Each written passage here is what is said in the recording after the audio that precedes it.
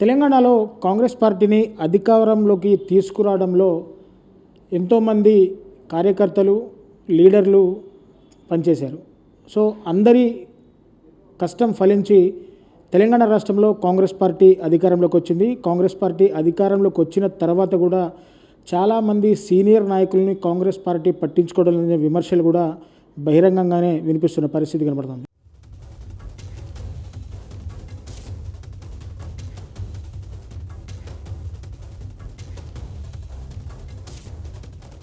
So ఇదే తరుణంలో Congress party విజయాన్ని ఖమ్మంలో తన భుజస్కంధాల మీద వేసుకొని పదవుల్ని సైతం త్యాగం చేస్తూ ఇప్పటికీ కాంగ్రెస్ పార్టీ జెండా మోసే సాధారణ కార్యకర్తలాగే మిగిలిపోయాడు ఖమ్మం నుంచి ఓ నాయకుడు.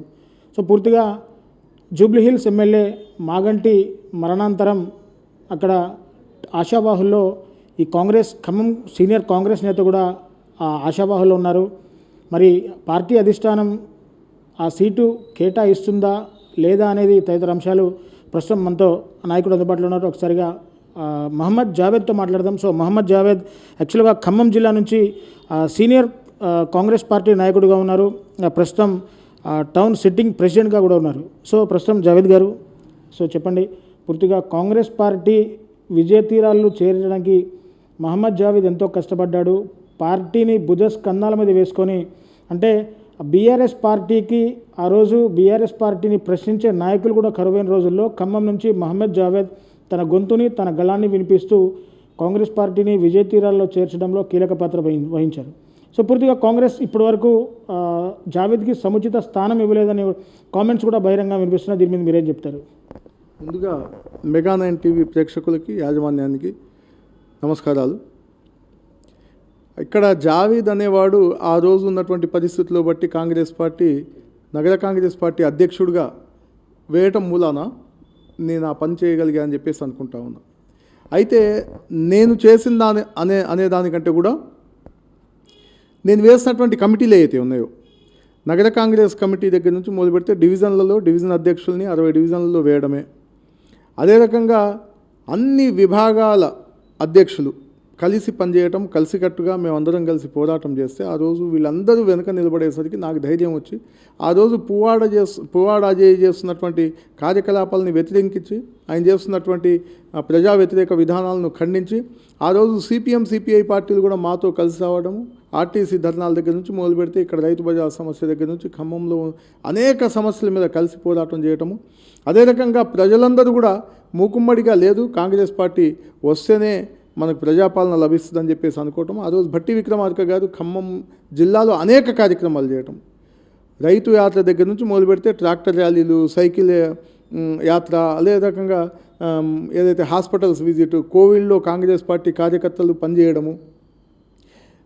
వలస కార్మికుల్ని వాళ్ళ గమ్యాలకు చేర్చివేయడంలో మా పాత్ర ఉండటము, ఇవన్నీ కలగలిపి అదే రకంగా ఖమ్మంకి ఆనుకొని ఉన్నటువంటి రఘునాథపాలెం మండలం ఖమ్మం కాన్స్టిట్యున్సీలోకి వచ్చేటటువంటి మండలము, అక్కడ ఉన్నటువంటి ఎస్టీ సోదరులు చాలా అంటే ఏ కార్యక్రమం పెట్టినా కానీ, ఏదైతే రచ్చబండ కార్యక్రమం అని చెప్పేసి పెడితే వరంగల్ బస్సులో బయలుదేరటము, రేవంత్ రెడ్డి గారు పిసిసి అధ్యక్షులైన తర్వాత దళిత గిరిజన దండోరా అని చెప్పేసి పెడితే అక్కడికి వెళ్ళటము, ఆ రకంగా భారత్ జోడో యాత్రలో పాల్గొనటము, యూత్ డిక్లరేషన్ ప్రోగ్రామ్ చేయటము, మెంబర్షిప్ డ్రైవ్ ప్రోగ్రామ్ చేయటము, భారత్ జోడో గ్రామయాత్ర చేయటము, ఇలా అనేక కార్యక్రమాలు అనేక మంది కలిసి చేస్తే ఇవాళ కాంగ్రెస్ పార్టీ ప్రభుత్వం వచ్చింది.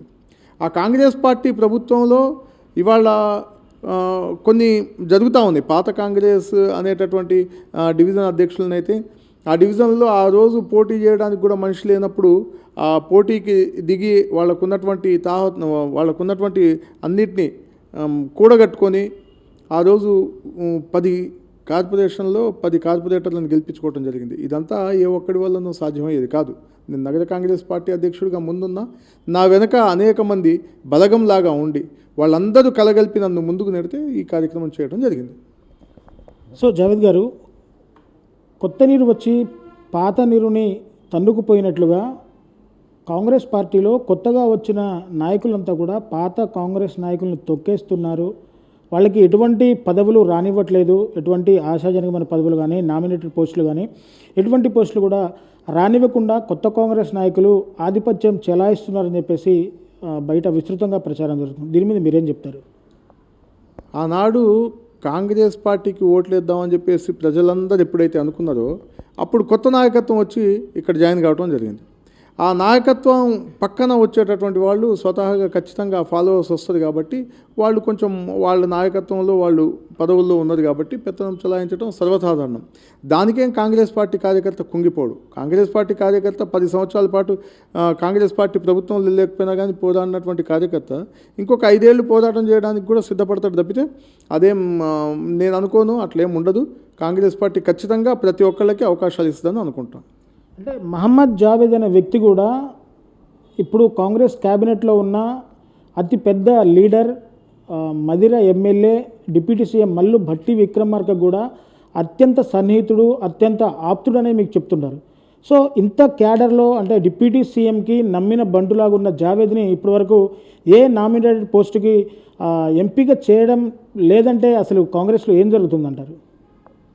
అంటే కాంగ్రెస్ పార్టీలో బీసీ ఒక మార్కెట్ కమిటీ చైర్మన్ మినహాయించి ఇంకేం పదవులు ఇవ్వలేదు కాబట్టి ఆ పదవులు ఇచ్చిన తర్వాత మాకు ఇవ్వకపోతే మాట్లాడవచ్చు. కానీ భట్టి విక్రమార్క గారు 100% ఆయన ఫాలోవర్గా ఉన్న ఇక్కడ ఉన్నటువంటి ఆనాడు కాంగ్రెస్ పార్టీకి అండదండగా కాంగ్రెస్ పార్టీకి నాయకత్వం వహించింది కూడా ఖమ్మం జిల్లాలో మొత్తం భట్టి విక్రమార్క గారు కాబట్టి వీళ్ళందరూ కూడా డివిజన్, నేను ఒక్కడే కాదు, డివిజన్ ప్రెసిడెంట్లు, కార్పొరేటర్లు అందరు కలిసి కూడా ఆయన వెనక పనిచేశాము. అట్లే ఉండదు, అవకాశాలు వచ్చినప్పుడు ఖచ్చితంగా అవకాశం కల్పిస్తుందని అనుకుంటా ఉన్నాం. సో ప్రస్తుతం ఉన్న నేపథ్యంలో ఏఐసిసి ముఖ్య నాయకురాలు మీనాక్షి నటరాజన్తో కూడా మహమ్మద్ జావేద్కి చాలా తత్సంబంధాలు ఉన్నాయి. సో జూబ్లీహిల్స్ ఉప ఎన్నిక అనివార్యమైన నేపథ్యంలో ముస్లిం మైనారిటీకి సీట్ కేటాయించాలన్న కాంగ్రెస్ ఆలోచన వచ్చింది. సో ఈ జూబ్లీహిల్స్ ఉప ఎన్నికకు మహమ్మద్ జావేద్కి ఈసారి టికెట్ ఇస్తారా? ఇస్తే ఎటువంటి పరిణామాలు ఉంటాయి? గెలుపుకు ఎటువంటి అవకాశాలు ఉన్నాయి మహమ్మద్ జావేద్కి అక్కడ? గత ఎన్నికలు 3 దఫాలుగా 2014లో టికెట్ ఆశించే ఆ రోజు పరిస్థితిని బట్టి ఆ రోజు ప్రభుత్వంలో రావాలి తెలంగాణ రాష్ట్రం ఇచ్చినటువంటి కొత్త అని చెప్పేసి ఆ రోజు పువ్వా అజయ్ కుమార్ గారికి ఇవ్వడం జరిగింది. 2018లో అలయన్స్లో టీడీపీకి ఇవ్వడం జరిగింది. 2023లో ఖచ్చితంగా టికెట్ నాకు వస్తుందని చెప్పేసి ఆశించాను. కానీ ఇక్కడ తుమ్మల నాగేశ్వరరావు గారు ఈ రాష్ట్రంలోనే అతిపెద్ద లీడరు, కమ్మ సామాజిక వర్గానికి సంబంధించినటువంటి నాయకుడు కాబట్టి తెలంగాణ రాష్ట్రం అంతటా కూడా ఒక రకమైనటువంటి వేవ్ వస్తుంది, తుమ్మల నాగేశ్వరరావు గారికి ఇవ్వాలి అని చెప్పేసి ఇచ్చారు. కాబట్టి నేను అనుకుంటా ఉన్నా 1,35,000 మైనార్టీ ఓట్లు ఉన్నటువంటి జూబ్లీహిల్స్ ఏరియాలో మా పిల్లలు చదువుకుంది. గత 15 సంవత్సరాల నుంచి జూబ్లీహిల్స్లోనే నాకు ఇల్లుంది, అక్కడ మా పిల్లలు కూడా అక్కడే చదువుకుంటా ఉన్నారు. కాబట్టి ఖమ్మం నగర కాంగ్రెస్ పార్టీ అధ్యక్షుడిగా ఇక్కడ నేనున్నా. 3 దఫాలుగా నేను ప్రయత్నం చేశా, ఇక్కడ టికెట్ రాలేదు. ఒక అవకాశం ఇవ్వండి అని చెప్పేసి అడుగుతా ఉన్నా. మీనాక్షి నటరాజన్ గారితో సత్సంబంధాలు అని చెప్పేసి అంటే ఆమె నాయకత్వంలో నేను పనిచేశాను. ఆమె ఆర్జీపీఆర్ఎస్ రాజీవ్ గాంధీ పంచాయతీరాజ్ సంఘటనకి సంబంధించి దేశ నాయకురాలుగా ఉన్నప్పుడు, నేషనల్ ప్రెసిడెంట్గా ఉన్నప్పుడు డిఆర్ఓగా నన్ను ఆంధ్ర ఒంగోలు ప్రాంతానికి పంపించడము, అదే రకంగా అనేక రకాల కార్యక్రమాలు చేయటము, తన నాయకత్వంలో పనిచేసా. కాబట్టి ఇక్కడ పోచంపల్లి నుంచి వాద్రా వరకు పాదయాత్ర చేయటం, ఆ పాదయాత్రలో ఉడతా భక్తిగా నేను కూడా పాల్గొంటాము. ఈ రకమైనటువంటి సంబంధాలు ఆమెతో కొనసాగుతూ ఉన్నాయి. కాబట్టి ఖచ్చితంగా నమ్ముతా ఉన్నా. నాకు గ్రౌండ్ లెవెల్లో క్షేత్రస్థాయిలో పనిచేసేటటువంటి అనుభవం ఉంది. ఎస్సీ, ఎస్టీ, బీసీ మైనార్టీలతో వాళ్ళందరితో కలగలిపి పనిచేసేటటువంటి అవకాశం ఖమ్మంలో దొరికింది. వాళ్ళందరితో కలిసి పనిచేశాను. అదే రకంగా జూబ్లీహిల్స్ ప్రాంతంలో అనేక బస్తీలు ఉన్నాయి, 19 నుంచి 20 బస్తీలు అక్కడ ఉన్నాయి. యూసుఫ్ కూడా అయితేనేమి, ఎల్లారెడ్డి కూడా అయితేనేమి, మధురానగర్ అయితేనేమి, కృష్ణానగర్ బస్తీ అయితేనేమి, ఈ రకంగా శ్రీనగర్ కాలనీ అయితేనేమి, ఎర్రగడ్డ అయితేనేమి, బోరబండ అయితే ఇలాంటి అనేక బస్తీలు అక్కడ ఉన్నాయి. ఆ బస్తీలు షేక్పేట్ బస్తీ అయితేనేమి, ఈ బస్తీల్లో వాళ్ళందరూ ఎస్సీ, ఎస్టీ, బీసీ మైనార్టీలు అనేక ప్రాంతాల నుంచి, వివిధ ప్రాంతాల నుంచి వచ్చి అక్కడ సెటిల్ అయిపోయి అక్కడ ఏదో జీవనోపాధి కోసం తిరుగుతూ ఉన్నటువంటి సందర్భాన్ని నేను చూసా. కాబట్టి నేను అనుకుంటా ఉన్నా జూబ్లీహిల్స్ టికెట్ నాకు ఇచ్చినట్లయితే ఖచ్చితంగా వాళ్ళందరిలోకి చొచ్చుకొని వెళ్ళేటటువంటి స్వభావం ఉన్నది. అదే రకంగా రేపు ఖచ్చితంగా అత్యధిక మెజార్టీతో కూడా గెలిచే అవకాశం ఉంది. ఖచ్చితంగా అక్కడ పనిచేసే నాయకుడికి ఓట్లు వేస్తారని చెప్పేసి నేను నమ్ముతా ఉన్నా. అక్కడ 38 నుంచి 50% కంటే కూడా ఎక్కువ పోలింగ్ ఇవాళ వరకు అయిన సందర్భాలు లేవు. ఇవాళ నాకు అవకాశం ఇచ్చినట్లయితే ఇంకా 4-5 మాసాల టైం ఉంది. కాబట్టి ఆ 4-5 మాసాల్లో కూడా నేను విస్తృతంగా తిరిగి అక్కడ సుమారు 80-90% ఓటింగ్ అయ్యేటట్టుగా చూసి రాజ్యాంగాన్ని పరిరక్షించడానికి ఏదైతే రాహుల్ గాంధీ గారు కాన్స్టిట్యూషన్ పట్టుకొని తిరుగుతూ ఉన్నారో అదే బాటలో ఖచ్చితంగా అక్కడ అందరినీ కలిసి వాళ్ళందరూ కూడా ఓటు హక్కు వినియోగించుకోవాలనేటటువంటి మంచి నాయకుడిని ఎన్నుకోవాలంటే ఓటు హక్కుని వినియోగించుకోవాలని చెప్పి అక్కడ తిరిగితే గెలుస్తా అని చెప్పేసి నాకు నమ్మకం ఉంది కాబట్టి నేను అడుగుతా ఉన్నా. అంటే సార్ ప్రధానంగా జూబ్లీహిల్స్ స్థానం నుంచి కాంగ్రెస్ ఆశావాహులు కూడా చాలా అత్యధికంగా ఉన్నారు. మీలాగే సీనియర్ కాంగ్రెస్ పార్టీ నాయకులు కూడా చాలామంది జూబ్లీహిల్స్ టికెట్ను ఆశించే వాళ్ళు ఉన్నారు. సో ఇంతమంది ఆశావాహుల మధ్య అసలు ఎటువంటి పరిస్థితులు ఉంటాయి? అంటే జూబ్లీహిల్స్ అంటేనే ఒక సపరేట్ ఒక డిఫరెంట్ కల్చర్ ఉన్న నియోజకవర్గం. సో అక్కడ ఏ విధంగా అంటే ఆశావాహులు ఎంతమంది ఉన్నారు, ఏ విధంగా పోటీ ఉండబోతుంది అక్కడ? ఆశావాహులు అనేవాళ్ళు ఎవరైనా అక్కడ కాంగ్రెస్ పార్టీలో పనిచేసేటటువంటి నాయకత్వం ఎవరైనా కోరుకుంటారు. గతంలో పోటీ చేసినటువంటి వ్యక్తులు కూడా ఉన్నారు, వాళ్ళు కూడా కోరుకుంటారు, కాదనట్లేదు. కానీ క్షేత్రస్థాయిలో పనిచేయడానికి నాకు ఒక అవకాశం కల్పిస్తే, నేను ఇక్కడ పనిచేసినటువంటి రికార్డు నాకు ఉంది కాబట్టి ఆ రకంగా నాకు అవకాశం కల్పిస్తే అంతకంటే మెరుగ్గా నేను పనిచేయగలను. రేపు జిహెచ్ఎంసీ ఎలక్షన్లో వస్తూ ఉన్నాయి కాబట్టి వాటిలో కూడా విస్తృతంగా అన్ని డివిజన్లు కూడా తిరగడానికి అవకాశం ఇస్తే నేను అవకాశం తీసుకొని వాళ్ళందరినీ కాంగ్రెస్ పార్టీ వైపు మళ్లించగలను. రాజీవ్ గాంధీ పంచాయతీరాజ్ సంఘటనకి సంబంధించి, అదే రకంగా సేవాదళకి సంబంధించి సంఘంలో ఉన్నటువంటి వాళ్ళందరి వ్యక్తులతో కలుసుకొని ఈ రకంగా నేను అనేక ఎన్ఎస్వై యూత్ కాంగ్రెస్లో ఉన్న 1994 నుంచి నేను పనిచేస్తూ ఉన్నా కాబట్టి నాకు ఒక అవకాశం కల్పించమని చెప్పేసి అడుగుతా ఉన్నా. అందరిలాగే నేను అడుగుతా ఉన్నా. అత్యంత ప్రజాస్వామికంగా ఉండేటటువంటి పార్టీ కాంగ్రెస్ పార్టీ. ఈ పార్టీలో అవకాశాలు అతి తక్కువగా దొరుకుతూ ఉంటాయి. అవకాశం కోసం ఎదురు చూడటంలో తప్పులేదు. నేను జూబ్లీహిల్స్ నాకు అవకాశం ఇస్తే చేస్తా అని చెప్పేసి అడుగుతా ఉన్నా. సో జావేద్ గారు, ప్రధానంగా జూబ్లీహిల్స్ ఎమ్మెల్యే స్థానం కనుక గెలిస్తే ఇంకొక బంపర్ ఆఫర్ కూడా అక్కడ కాంగ్రెస్ పార్టీ నుంచి ఎవరైతే గెలుస్తారో వాళ్ళకు కూడా ఇంకొక బంపర్ ఆఫర్ ఉందంటున్నారు. సో ఆ బంపర్ ఆఫర్ ఏ విధంగా ఉంది, అసలు ఏంటి ఆ బంపర్ ఆఫర్? ఒకటేంటంటే అందరు అంటా ఉన్నారు జూబ్లీహిల్స్లో, అంటే ఇక్కడ ఈ రాష్ట్రంలో ఒక మైనార్టీ ఎమ్మెల్యే లేడు కాబట్టి వారి వరకు మైనార్టీ శాఖ కేటాయించలేదు మంత్రికి అని చెప్పేసి అంటా ఉన్నారు. అక్కడ మైనార్టీ గెలిస్తే మైనార్టీ శాఖ ఇవ్వాలని మంత్రిగా చేయాలని ఏం లేదు. అది బంపర్ ఆఫర్ అనుకోవడానికి కూడా లేదు. ఎందుకంటే ఇంకా ఎమ్మెల్సీలు ఖాళీగా అయిపోతూ ఉన్నాయి ఒక 6 నెలలు. ఇప్పుడు మాకు మైనార్టీ మినిస్టర్గా మాకు అడ్లూరి లక్ష్మణ్ గారిని ఇచ్చారు. మంచి కాంగ్రెస్ పార్టీని పుణికిపుచ్చుకున్నటువంటి వ్యక్తి ఆయన. ఎన్ఎస్వై యూత్ కాంగ్రెస్ నుంచి పనిచేసినటువంటి వ్యక్తి, జిల్లా ప్రెసిడెంట్గా ఉన్నటువంటి వ్యక్తి ఆయన. మంత్రి అయ్యారు, ఆల్రెడీ మైనార్టీ శాఖకు మంత్రిగా ఉన్నది కాబట్టి దాన్ని ఆశించడం తప్పు. అది అధినాయకత్వం ఆలోచన చేసి ఏం చేయాలి అనేది సీనియారిటీని బట్టి, అక్కడ ఉన్నటువంటి పరిస్థితిని బట్టి శాఖ కేటాయిస్తారు తప్పితే ఇదేదో ఎమ్మెల్యే టికెట్ ఇవ్వగానే ఇదేదో బంపర్ ఆఫర్ 1+1 వస్తుందని చెప్పేసి అనుకోవడం పొరపాటు. అంటే మహమ్మద్ జావేద్కి మైనారిటీ వర్గం నుంచి కనుక జూబ్లీహిల్స్ స్థానాన్ని కైవసం చేస్తే పాత కాంగ్రెస్ నాయకులు కావచ్చు, అలాగే కొత్త కాంగ్రెస్ నాయకులు కావచ్చు, అందరూ కలిసి మహమ్మద్ జావేద్కి సపోర్ట్ చేస్తారా? లేకుంటే సపోర్ట్ చేయకుండా కొంత మాకు టికెట్ రాలేదు కాబట్టి మేము సపోర్ట్ చేయమని చెప్పేసి ఏమన్నా ఇటువంటి పరిస్థితులు చెప్పే ఆస్కారం ఉందంటారా?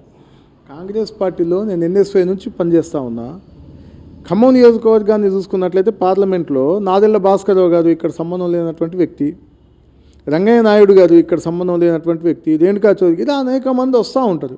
దానికేం మేము తుమ్మల నాగేశ్వరరావు గారు స్వతహాగా అశ్వాపేట కాన్స్టిట్యున్సీకి సంబంధించిన వ్యక్తి, ఇక్కడ భుజస్కంధాలపై వేసుకొని మేము అందరం గెలిపించలేదా? అట్లా ఉండదు. కాంగ్రెస్ పార్టీలో ఒకసారి కాంగ్రెస్ పార్టీ సిద్ధాంతాలని, ఐడియాలని నమ్మినటువంటి వ్యక్తి, కార్యకర్త ఎవరైనా కానీ Congress party all India Congress committee అయినా, పిసిసి అధ్యక్షుడు మా మహేష్ కుమార్ గౌడ్ అయినా, వీళ్ళు కలిసి ఒకవేళ టికెట్ అనౌన్స్ చేస్తే వాళ్ళందరూ కలిసికట్టుగా పనిచేస్తారు, ఖచ్చితంగా గెలిపిస్తారని చెప్పేసి అనుకుంటా ఉన్నాం.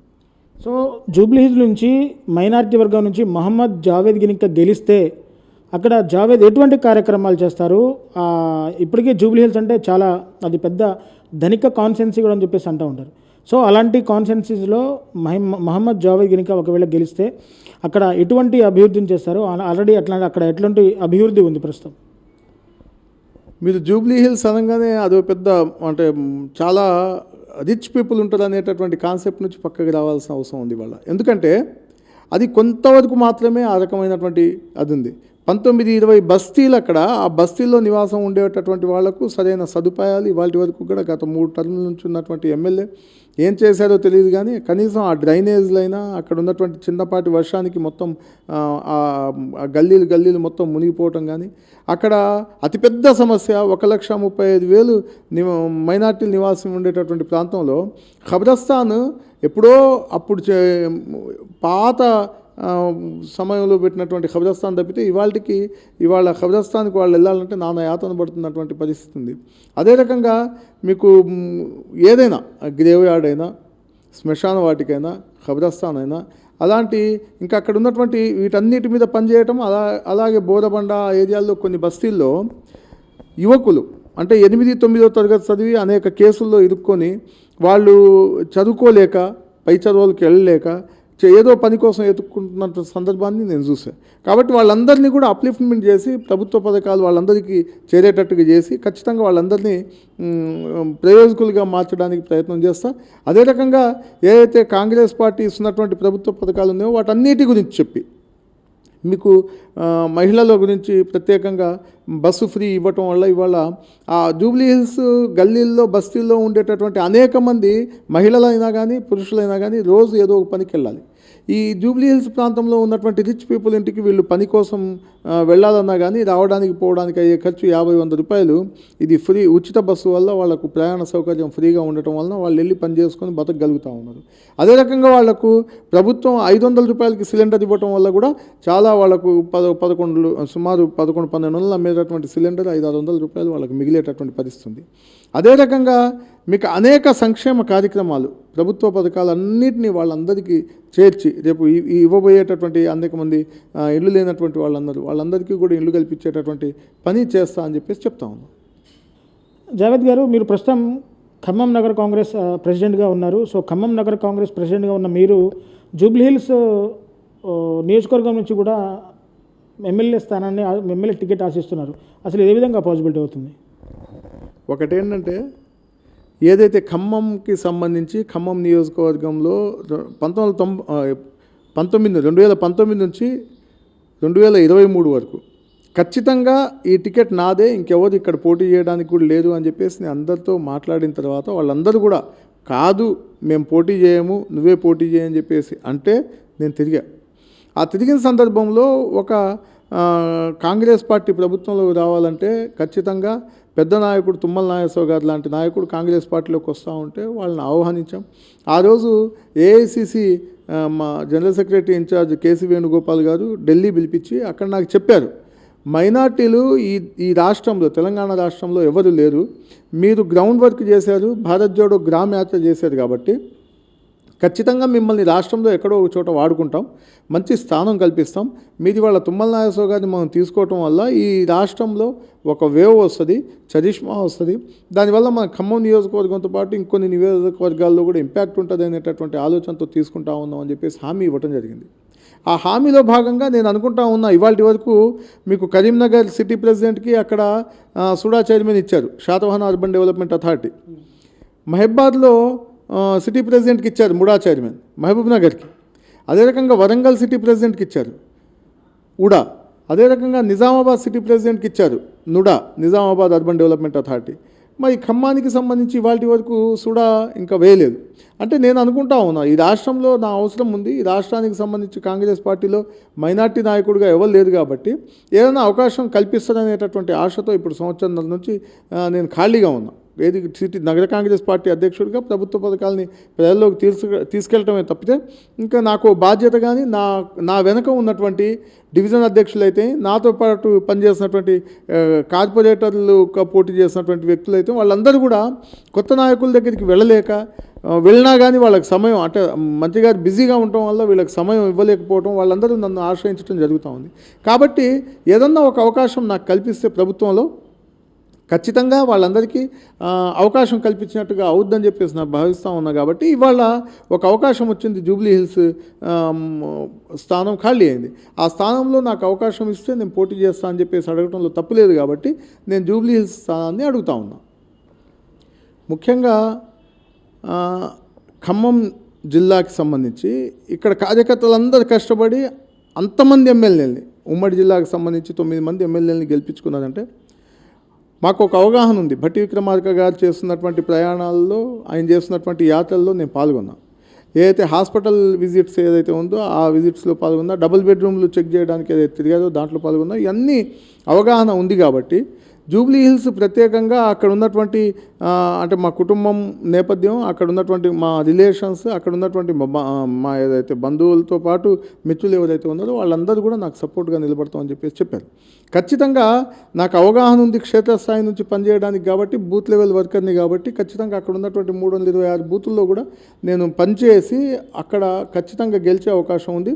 అదే రకంగా గెలవటమే కాకుండా నేను తెలుగు కూడా స్పష్టంగా మాట్లాడగలను. ఆ బస్తీల్లో ఉన్నటువంటి వాళ్ళందరినీ కూడా ఏకం చేసి పథకాలన్నింటినీ వాళ్ళని విడమర్చి చెప్పి ఈ రాష్ట్రంలో ఏ నియోజకవర్గంలో రానంత మెజార్టీతో అక్కడ గెలిచే అవకాశం నేను కల్పించుకునేటట్టు చేస్తా అని చెప్పేసి ఈ సందర్భంగా చెప్తా ఉన్నా.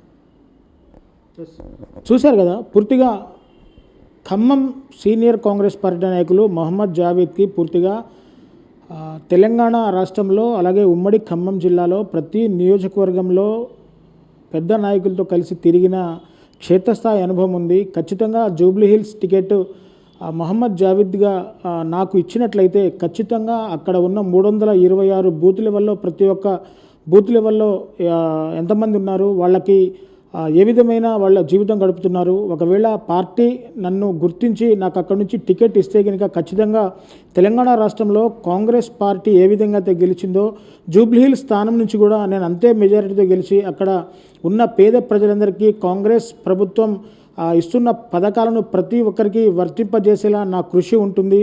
నా చిన్నతనం నుంచి కూడా అక్కడ అన్నీ చూసుకుంటూ పెరిగాను, నాకు అన్నీ అక్కడ గ్రౌండ్ లెవెల్ అన్నీ తెలుసు. కాబట్టి ఇప్పటి వరకు సీనియర్ కాంగ్రెస్ పార్టీ నాయకులకు ఎటువంటి అవకాశం ఇవ్వలేదు. ఒక్కసారి ఈ అవకాశం కల్పిస్తే కనుక ఖచ్చితంగా నేను తెలంగాణ రాష్ట్రంలో కాంగ్రెస్ పార్టీ విజయంలో ఎలాంటి కీలక పాత్ర అయితే పోషించానో జూబ్లీ హిల్స్ స్థానం నుంచి కూడా అదేవిధంగా భారీ మెజారిటీతో గెలిచి జావేద్గా నేనంటే ఏంటో నిరూపించుకుంటానని చెప్తున్నారు Khammam city Congress president Mohammed Javed. So అధిష్టానం ఇప్పటికైనా మహమ్మద్ జావేద్కి ఒక సముచిత స్థానం ఇచ్చి గౌరవిస్తుందా లేదా అనేది తొందరలోనే వేచి చూడాల్సిన పరిస్థితి ఉంది. ఇది కెమెరా పర్సన్ హరిప్రసాద్తో reporter Devender, mega nine TV Khammam నుంచి.